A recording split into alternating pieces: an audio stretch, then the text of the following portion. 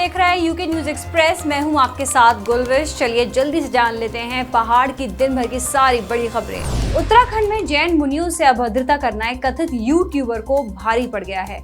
आरोपी के खिलाफ पुलिस ने केस दर्ज किया और जांच एसटीएफ के हवाले कर दी गई है। मामला ऋषिकेश बद्रीनाथ हाईवे के पास का है। खुद को यूट्यूबर बताने वाले एक युवक ने दिगंबर जैन मुनियों पर आपत्तिजनक टिप्पणियां और अभद्रता करते हुए उनके साथ वीडियो बनाया और उसे सोशल मीडिया पर डाल दिया। वीडियो वायरल हुआ तो मामले ने तूल पकड़ा। सीएम धामी और डीजीपी को पूरे मामले में सफाई देनी पड़ी। इसके बाद धार्मिक भावनाओं को आहत करने की धाराओं में आरोपी युवक के खिलाफ चमोली पुलिस ने मुकदमा दर्ज कर लिया और फिर जांच एसटीएफ को सौंप दी गई है। उत्तरकाशी जिले से बड़े आग हादसे की खबर सामने आई है। यहाँ दुर्गम इलाके में बसे मोरी ब्लॉक के सालरा गांव में इतनी भीषण आग लगी कि 15 मकान जलकर खाक हो गए। रेस्क्यू टीम को गांव तक पहुंचने के लिए 8 किलोमीटर की पैदल चढ़ाई चढ़नी पड़ी।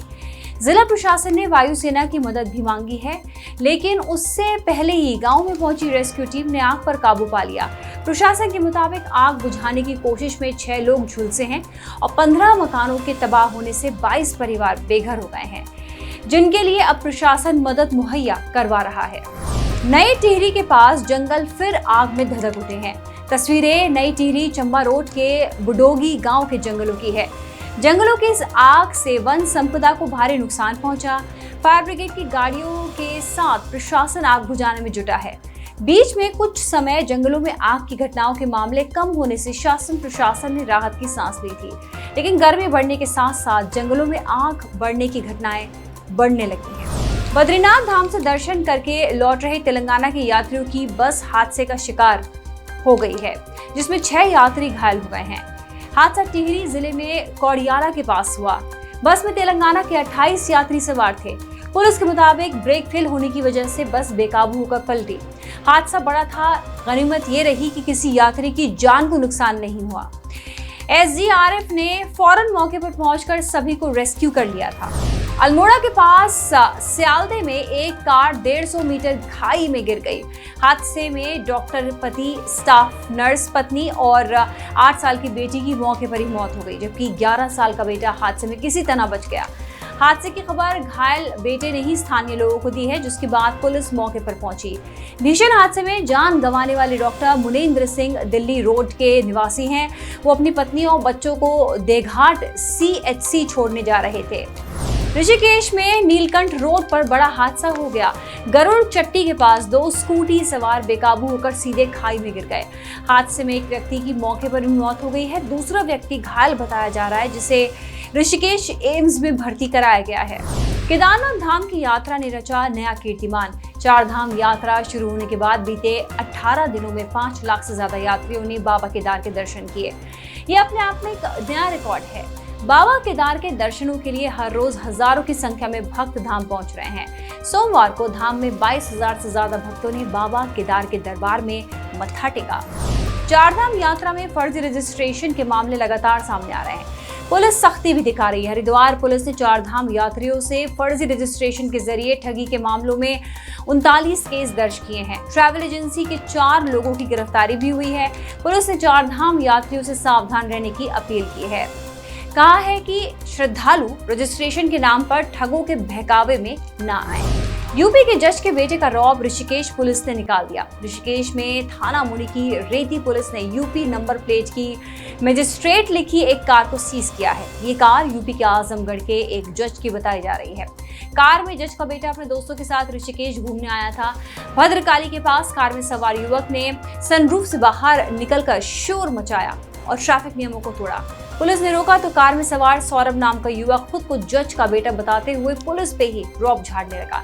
इस पर पुलिस ने कार को कब्जे में ले लिया है और उसे सीज कर लिया है। बद्रीनाथ और मंगलोर विधानसभा उपचुनाव को लेकर कांग्रेस ने कमर कस ली है। प्रदेश अध्यक्ष करण माहरा दोनों विधानसभा में कैंप करेंगे। बीजेपी बद्रीनाथ और मैंगलोर विधानसभा उपचुनाव के लिए प्रभारी पहले ही नियुक्त कर चुकी है। ऐसे में अब कांग्रेस ने भी उपचुनाव की तैयारियां तेज करते हुए कमेटी गठित की है। करण माहरा का कहना है कि कांग्रेस पार्टी दोनों विधानसभाओं के उपचुनाव पूरी मजबूती के साथ लड़ेगी। मसूरी के आसपास लैंडस्लाइडिंग और डिग्री डेट एरिया के ट्रीटमेंट के लिए बड़ी बैठक आयोजित की गई है। इस बैठक में सिंचाई विभाग, भूगर्भ और नगर पालिका परिषद मसूरी के अधिकारी शामिल हुए। बैठक में एनजीटी के दिए निर्देशों के मुताबिक पालिका और आसपास के क्षेत्र के डिग्री डेट एरिया में ट्रीटमेंट के लिए एरिया चिन्हित किए गए हैं। कुछ महीनों पहले मसूरी लंढोर बाजार में हुए भू धसाव को लेकर एनजीटी ने खुद संज्ञान लिया था और सभी संबंधित विभागों से भू धसाव के कारणों का पता लगाकर रिपोर्ट तैयार करने को कहा था। मंगलवार सुबह उत्तराखंड में कांपी धरती। सुबह 6:43 पर पिथौरागढ़ में भूकंप के झटके महसूस किए गए। भूकंप के दौरान दहशत में लोग अपने अपने घरों से बाहर निकल गए। हालांकि किसी भी प्रकार के नुकसान की कोई खबर नहीं है। नेशनल सेंटर फॉर सीस्मोलॉजी के मुताबिक भूकंप की तीव्रता रिक्टर पैमाने पर 3.1 आंकी गई। भूकंप का केंद्र पिथौरागढ़ में 5 किलोमीटर की गहराई में था। इससे पहले मार्च महीने में भी यहाँ भूकंप के झटके आए थे। उत्तराखंड के मैदानी जिलों में इस बार रिकॉर्ड तोड़ रही है गर्मी। लोगों के लिए घरों से बाहर निकलना मुश्किल हो गया है। दोपहर के वक्त प्रदेश के मैदानी जिलों में पारा 40 डिग्री से ऊपर जा रहा है। सोमवार को देहरादून में तापमान सामान्य से 5 डिग्री ज्यादा 40.4 डिग्री रिकॉर्ड किया गया, जो पिछले 4 साल में सबसे ज्यादा है। वहीं तेज धूप की वजह से हीट वेव का खतरा भी इन इलाकों में बढ़ रहा है। अल्मोड़ा के बिनसर वन्यजीव विहार में एक बार फिर बाघ दिखा। बिनसर महादेव मंदिर से करीब 2 किलोमीटर पहले बाघ दिखाई दिया। रिजॉर्ट में काम करने वाले कर्मचारी ने बाघ की चहलकदमी का वीडियो अपने कैमरे में कैद किया। सेंचुरी में बाघ की एंट्री से वन महकमा अलर्ट हो गया है। डीएफओ के मुताबिक बाघ की मूवमेंट कैद करने के लिए 8 कैमरा ट्रैप लगाए गए हैं। साथ ही सेंचुरी के अंतर्गत आने वाले गांवों में भी अलर्ट जारी किया गया है। पुलिस लाइन देहरादून में 231 ट्रेनी हेड कांस्टेबल की पासिंग आउट परेड आयोजित की गई। इस दीक्षांत परेड की सलामी मुख्य अतिथि डीजीपी अभिनव कुमार ने ली। डीजीपी ने ट्रेनिंग के दौरान सर्वश्रेष्ठ प्रदर्शन करने वाले ट्रेनी हेड कांस्टेबलों को पुरस्कार देकर सम्मानित किया। 9 महीने की कड़ी ट्रेनिंग पूरी होने के बाद से 231 हेड कांस्टेबल्स अब प्रदेश के अलग अलग जिलों में पुलिस सेवाएं देंगे। ये था यूके न्यूज एक्सप्रेस खास आपके लिए। कल फिर से हाजिर होंगे तमाम खबरों के साथ। तब तक के लिए दीजिए इजाजत। देखते रहिए श्रेष्ठ उत्तराखंड।